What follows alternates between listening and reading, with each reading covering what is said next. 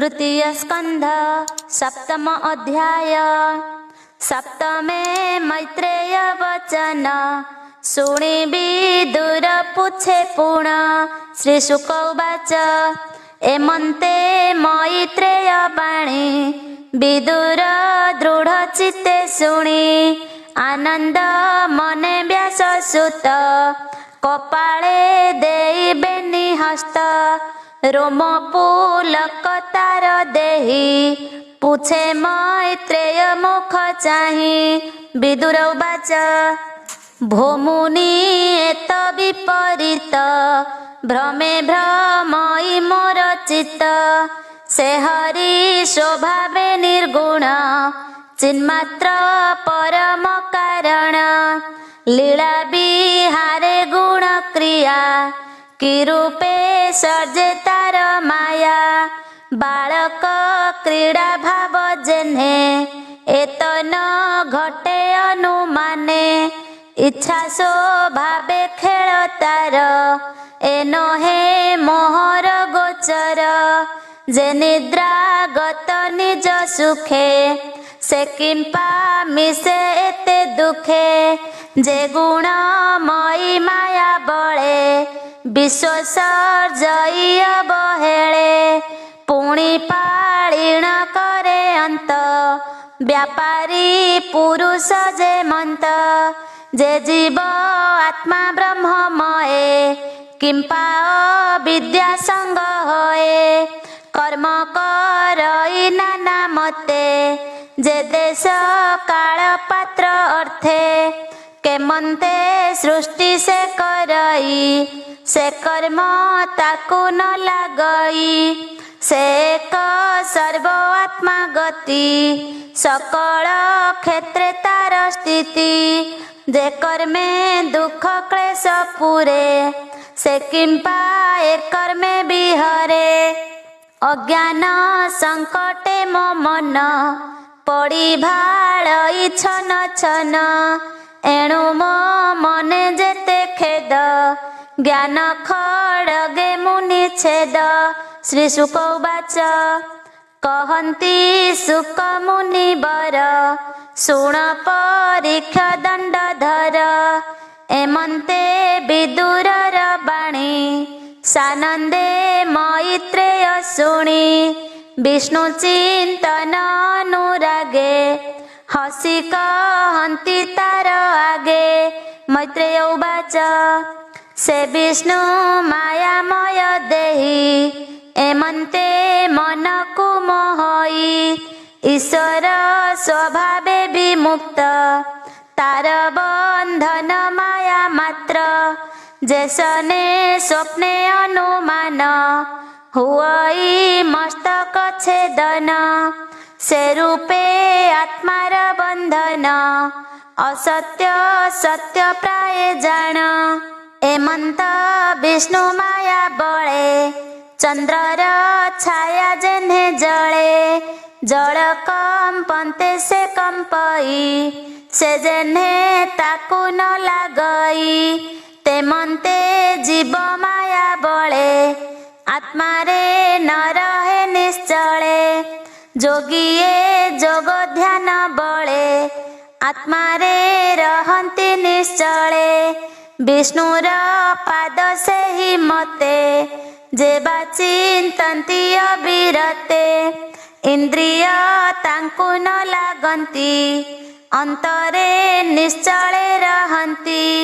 ताहांक देहे क्लेश जेते दहन हुवन्ति समस्ते। एणु कृष्णर गुण गाथा जे शुणे जे अभाव कथा। अशेष क्लेश तांक देहे दहन हन्ति तृण प्राये। से हरि पाद पद्म गंधे चित्तलोभित मकरंदे। नित्य पिबन्ति भृंग प्राय तांकु न लागे जम भय। विदुर उवाच भोमुनि तुम्भ वाक्य असि मो मन संशय विनाशी।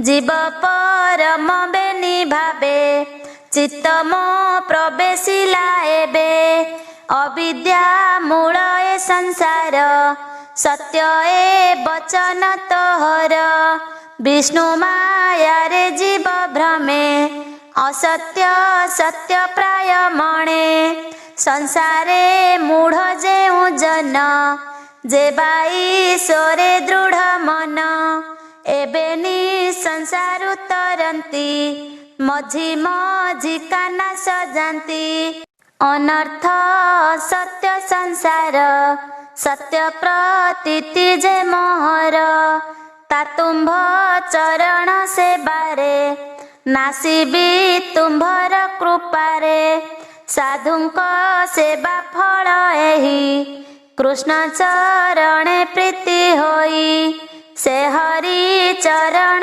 प्रसादे संसारु तरे अप्रमादे वैकुंठ मार्ग साधु जने ताहांक सेवा अल्प पुण्ये दुर्लभ अटई जगते हरि कीर्तन जहि नित्य इंद्रिय महदादि तत्व विराट पुरुष सहित एहांकु सर्जी नारायण अंशे प्रवेशत हि पुण सहस्र पाद उरु हस्त जादेहे ब्रह्मांड समस्त ब्राह्मण आदि चारि जाति विशेषे ताहार विभूति विस्तारी कहतु कारणे क्षीण संशय होए जेणे ए सृष्टि विस्तार कारणे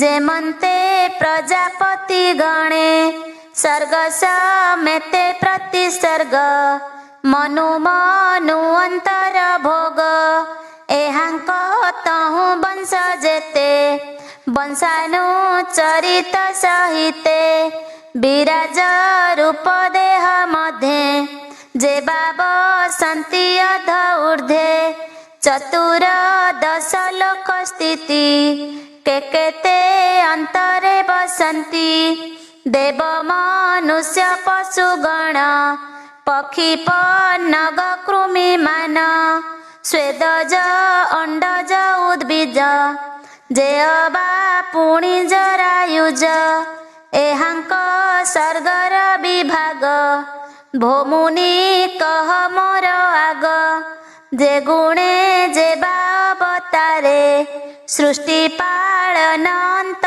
करे जेमन्ते सृजे श्रीनिवास तार महिमा तु प्रकाश जे वर्णाश्रमंक विभाग आचार स्वरूप स्वभाव ऋषिंक जन्म कर्म जेते वेद वृक्षर शाखा केते यज्ञ विधाने वेद विधि जोग साधने जेते सिद्धि निष्काम सांख्य विद्यासार जे तंत्र मंत्रर विचार पाषंड पथ वैषम्य जे प्रतिलोमर संस्थान जीवर गति जेते मार्गे जे रूप गुण कर्म जोगे धर्मार्थ काम मोक्ष आदि जे मार्गे समस्त संपादी जे वार्ता